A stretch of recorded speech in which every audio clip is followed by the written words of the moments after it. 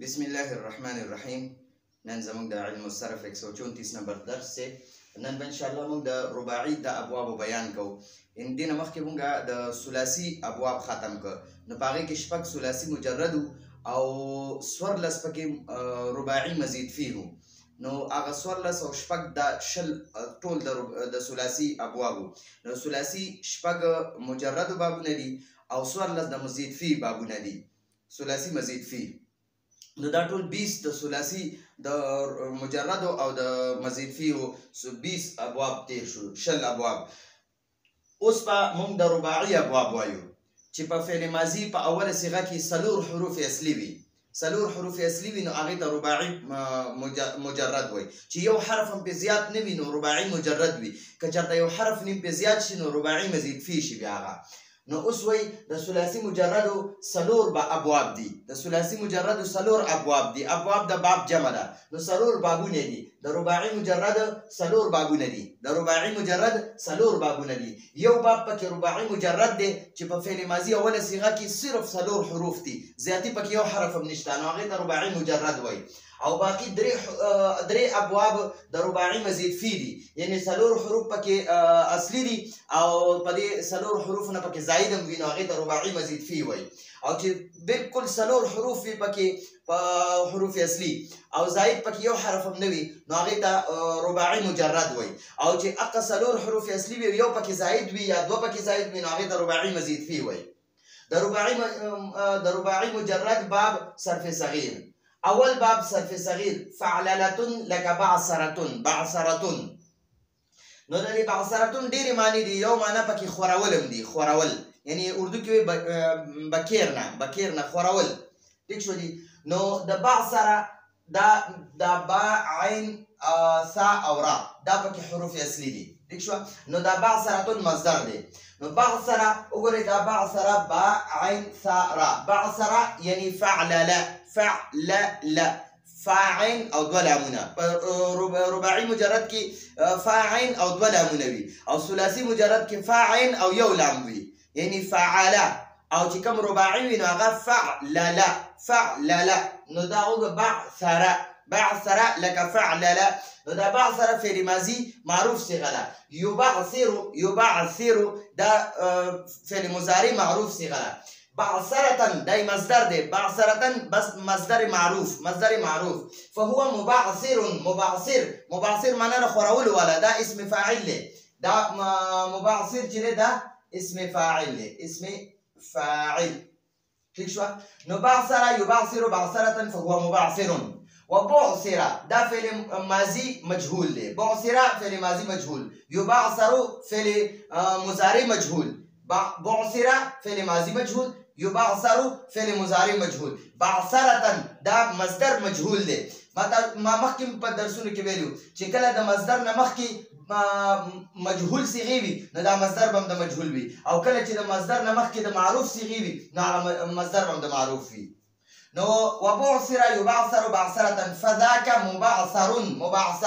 وګورئ دا مبعثرون دی. مبعثرون په دې د اخري حرف نه مخکې باندې زبر دی، نو دا اسم مفعول دی.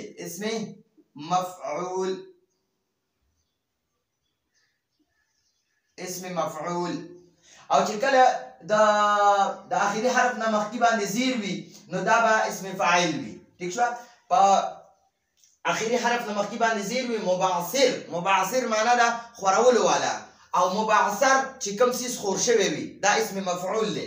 نو مبعثر معنی دا اسم فاعل دی او مبعثر دا اسم مفعول دی. الامر منه بعثر تخور کا، دا د امر صيغه ده. ګورئ دا اصل کې دی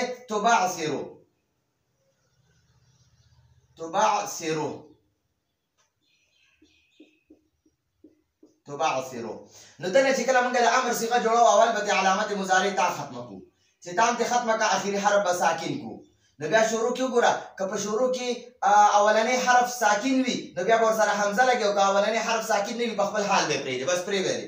نو بعثر تبعثرون بعثر شو، یعنی ته خور کا. والنهي عنه لا تبعثر تمخوره لا تبعثر، بس دا د نهي صيغه ده پکې. اوس موږ له دا مصادر راکړي دي. القنطرة معنی دا پل تړل، پل جوړول، پل تړل.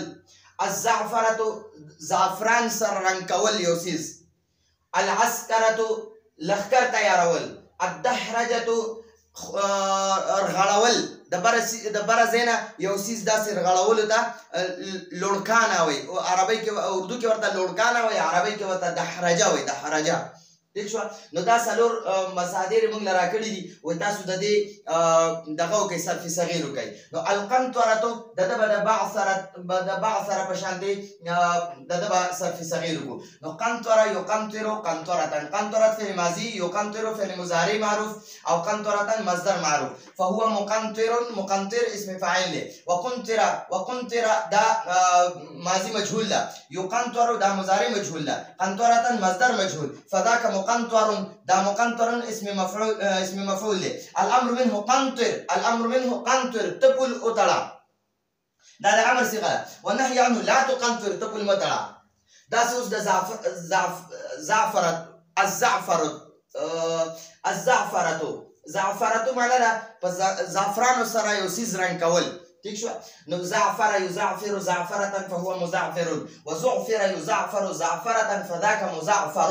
الامر منه زعفر والنهي عنه لا تزعفر. العسكرة معنا ده لخکر تیارول، عسكر يعسكر عسكرة فهو معسكر، وعسكر يعسكر عسكرة فذاك معسكر. الامر منه عسكر والنهي عنه لا تعسكر. الدحرجة يعني رغړول، د بره ځای نه یو سیز ښکته رغړولو ته دحرجه وایي. نو دحرج يدحرج دحرجة فهو مدحرج، ودحرج يدحرج دحرجة فذاك مدحرج. الامر منه دحرج والنهي عنه لا تدحرج. نو دا موږ سره رباعي مجرد بابو. رباعي مجرد هغه باب ته وایي چې په هغې کې څلور حروف اصلي په فعل ماضي اوله صیغه کې څلور حروف اصلي وي. نو با عین ساره، نو دا حروف اصلي دي، دې کې زاید یو حرف هم نشته، نو ځکه ورته رباعي مجرد وایي. رباعي څلورو ته وایي، 1 2 3 4. نو یو با، یو عین، یو سا، یو را، دا څلور حروف دي پکې، څلور حروف دي، څلور وانه اصلي دي، نو ځکه دې ته رباعي مجرد وایي. زاید پکې یو حرف هم نشته. نو دا یو باب د رباعي مجرد وو، او بیا درې بابونه د رباعي مزید فی دي. نو په هغه دریو بابونو کې دوه بابونه چې دي هغه رباعي مزید فی با حمزه وصل لري، هغې په شروع کې حمزه وصلي وي، او یو باب پکې رباعي مزید فی بې حمزه وصل لري چې د هغې کې حمزه وصلي نه وي. نو دا زموږ د نن ورځې درس و. راتلونکي درس پورې اجازه غواړو. هذا هو المرام والله اعلم بحقیقة الكلام.